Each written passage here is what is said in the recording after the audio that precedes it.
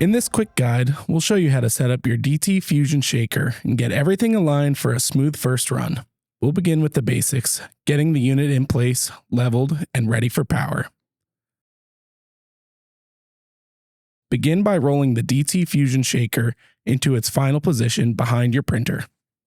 Lower all 4 adjustable foot plates until the casters lift off the floor. This stabilizes the unit.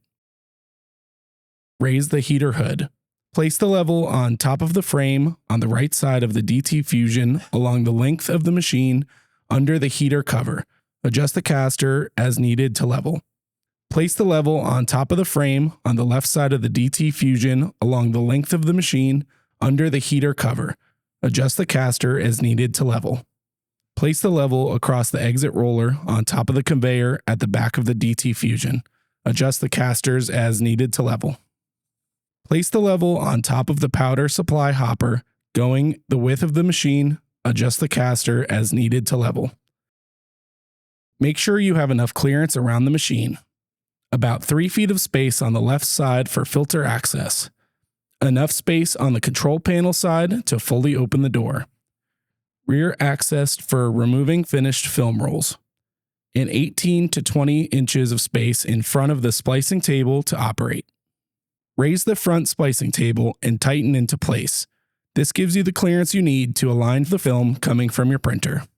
Printers typically feed film from the front left corner. Position the shaker so the printer output aligns with the entry point of the shaker's conveyor. Next, connect power to the electrical panel according to your local electrical code. This unit operates on 220 to 240 volts, single phase with a maximum draw of 38 amps. Before powering on, lift the heat hood and visually inspect inside for any damage or loose components. Do not operate the lamps during this open hood check. Lower the heat hood, then turn on the main power switch on the right-hand side of the shaker. On the control panel, press the green start button to activate the heating system.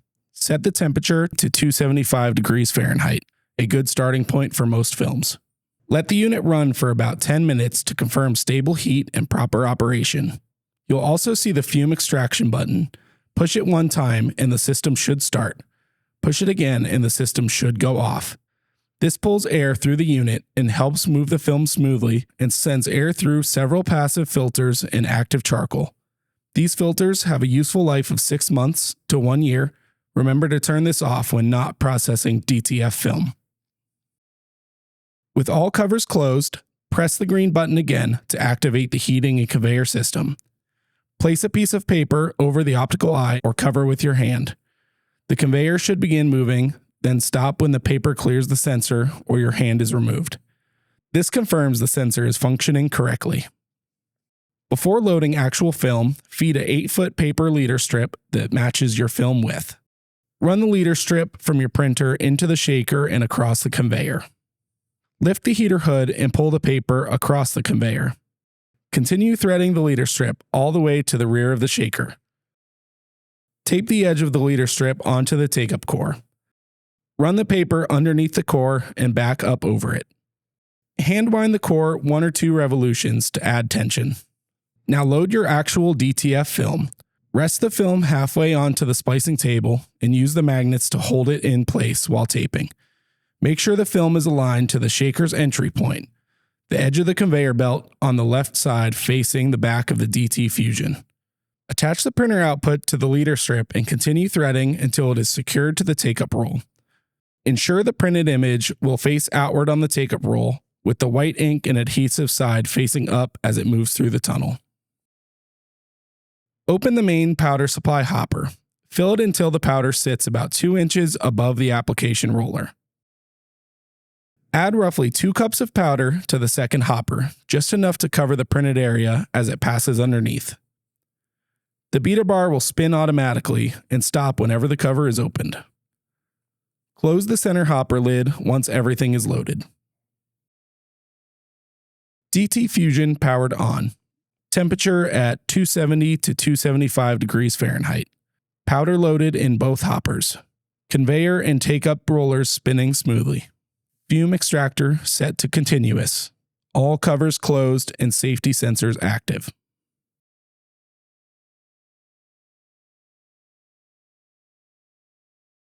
start your print job, plan for 12 to 14 feet of printed material, plus about 4 feet of unprinted lead out. Watch the film as it travels. It should move smoothly across the conveyor. Powder should apply evenly.